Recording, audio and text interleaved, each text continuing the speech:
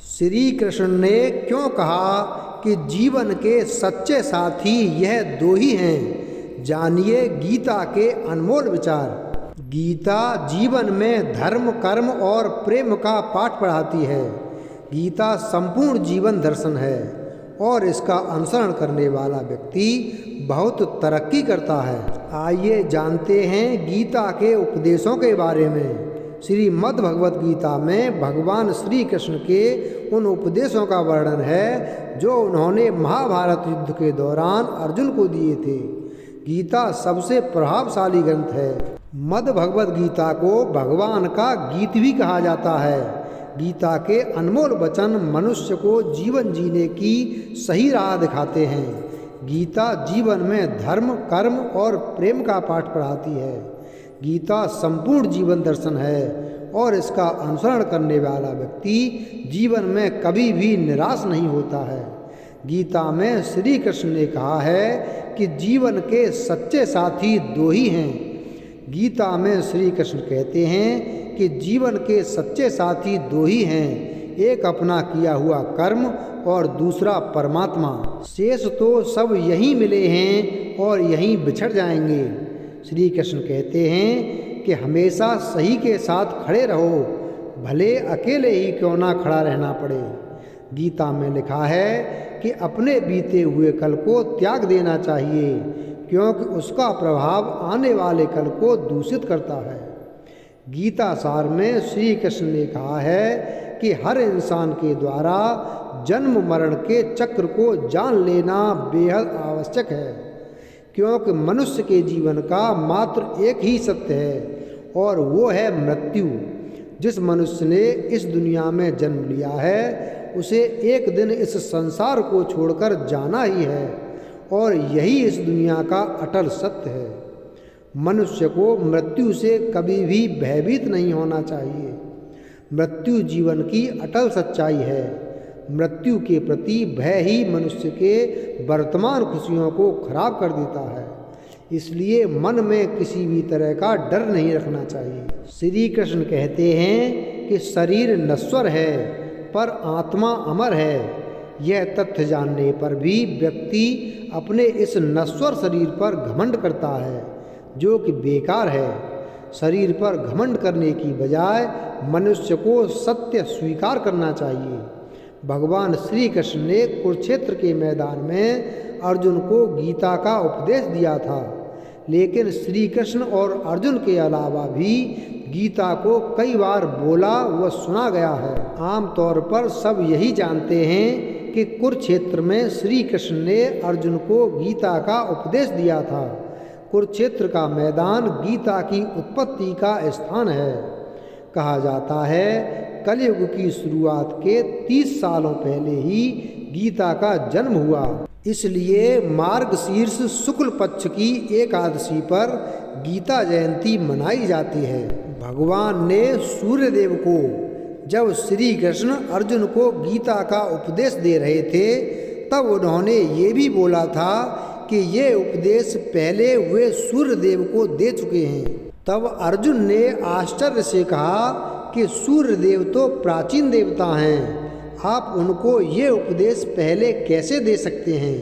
तब श्री कृष्ण ने अर्जुन से कहा था कि तुम्हारे और मेरे पहले बहुत से जन्म हो चुके हैं। तुम उन जन्मों के बारे में नहीं जानते, लेकिन मैं जानता हूँ। इस तरह गीता का ज्ञान सर्वप्रथम अर्जुन को नहीं बल्कि सूर्यदेव को प्राप्त हुआ था। संजय ने धृतराष्ट्र को जब भगवान श्री कृष्ण कुरुक्षेत्र के मैदान में अर्जुन को गीता का उपदेश दे रहे थे, उस समय संजय धृतराष्ट्र के सारथी जिन्हें महर्षि वेदव्यास ने दिव्य दृष्टि दी थी, अपनी दिव्य दृष्टि से वह सब देख रहे थे और उन्होंने गीता का उपदेश धृतराष्ट्र को सुनाया था। महर्षि वेदव्यास ने भगवान श्री गणेश को जब महर्षि वेदव्यास ने मन ही मन महाभारत की रचना की तो बाद में उन्होंने सोचा कि इसे मैं अपने शिष्यों को कैसे पढ़ाऊं। महर्षि वेदव्यास के मन की बात जानकर स्वयं ब्रह्मा उनके पास आए। महर्षि वेदव्यास ने उन्हें महाभारत ग्रंथ की रचना के बारे में बताया और कहा कि इस पृथ्वी पर इसे लिखने वाले कोई नहीं हैं। तब ब्रह्मदेव ने कहा कि आप इसके काम के लिए श्री गणेश का आवाहन कीजिए। महर्षि वेदव्यास के कहने पर श्री गणेश ने ही महाभारत ग्रंथ का लेखन किया। महर्षि वेदव्यास बोलते जाते थे और श्री गणेश लिखते जाते थे। इसी समय महर्षि वेदव्यास ने श्री गणेश को गीता का उपदेश दिया था। महर्षि वेदव्यास ने वैशंपायन और अन्य शिष्यों को, जब भगवान श्री गणेश ने महाभारत ग्रंथ का लेखन किया, उसके बाद महर्षि वेदव्यास ने अपने शिष्यों वैशंपायन, जैमिनी, प्रहलाद को महाभारत के गूढ़ रहस्य समझाए। इसी के अंतर्गत महर्षि वेदव्यास ने गीता का ज्ञान भी अपने शिष्यों को दिया। वैशंपायन ने राजा जन्मेजय और सभासदों को, पांडवों के वंशज राजा जन्मेजय ने अपने पिता परीक्षित की मृत्यु का बदला लेने के लिए सर्प यज्ञ किया था। इस यज्ञ के पूरे होने पर महर्षि वेदव्यास अपने शिष्यों के साथ राजा जन्मेजय की सभा में गए। वहाँ राजा जन्मेजय ने अपने पूर्वजों पांडव व कौरवों के बारे में महर्षि वेदव्यास से पूछा। तब महर्षि वेदव्यास के कहने पर उनके शिष्य वैशंपायन ने राजा जन्मेजय की सभा में संपूर्ण महाभारत सुनाई थी। इसी दौरान उन्होंने गीता का उपदेश भी वहाँ उपस्थित लोगों को दिया था।